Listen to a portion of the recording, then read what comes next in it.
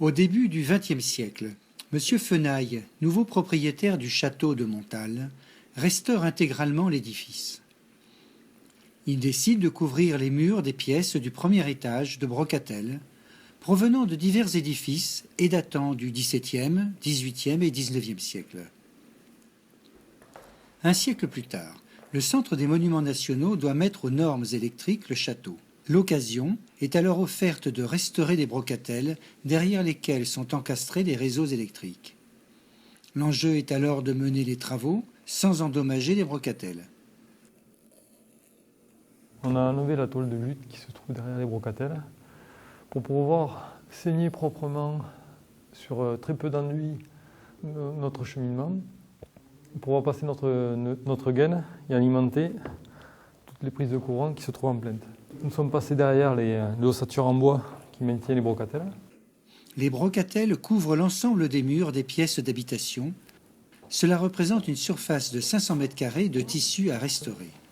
Une équipe de restauratrices travaille plusieurs mois sur ces tissus très dégradés.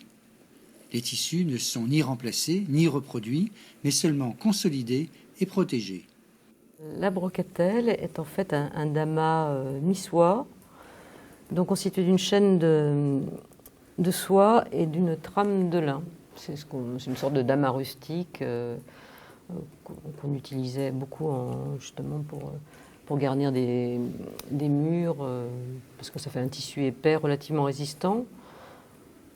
Sauf que bon, cette résistance est un petit peu diminuée par le fait qu'il y a une usure des fils de soie contre les fils de lin, si bien qu'un tissu qui au départ est uni rouge devient blanc et rouge, parce que le motif usé au niveau des reliefs devient blanc par la disparition du fil de soie. La brocatelle était apparemment usitée surtout dans les églises, particulièrement dans le sud, en Espagne, etc.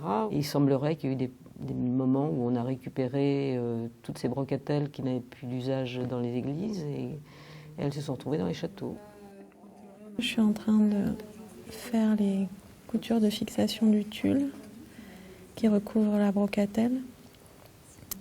On essaie autant que possible de faire les coutures dans des zones où la brocatelle est la moins fragile, c'est-à-dire au niveau des coutures originales, qui sont ou verticales entre chaque panneau. Parfois on en a des transversales, parce que ce sont des matériaux qui sont essentiellement récupérés, assemblés pour s'adapter à chaque mur.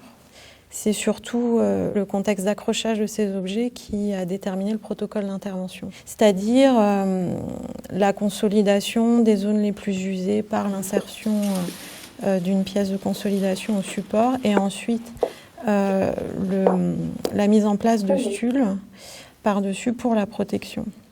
La majeure partie du travail est effectuée sur place et les brocatelles les plus endommagées sont envoyées à Paris en atelier pour être restaurées à plat.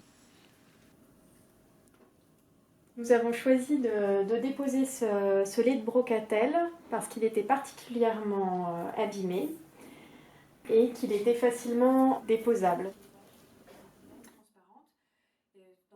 Ce tulle va permettre de rehausser un peu la teinte rouge de la brocatelle et c'est vrai que c'est intéressant sur ces zones abîmées qui sont très décolorées.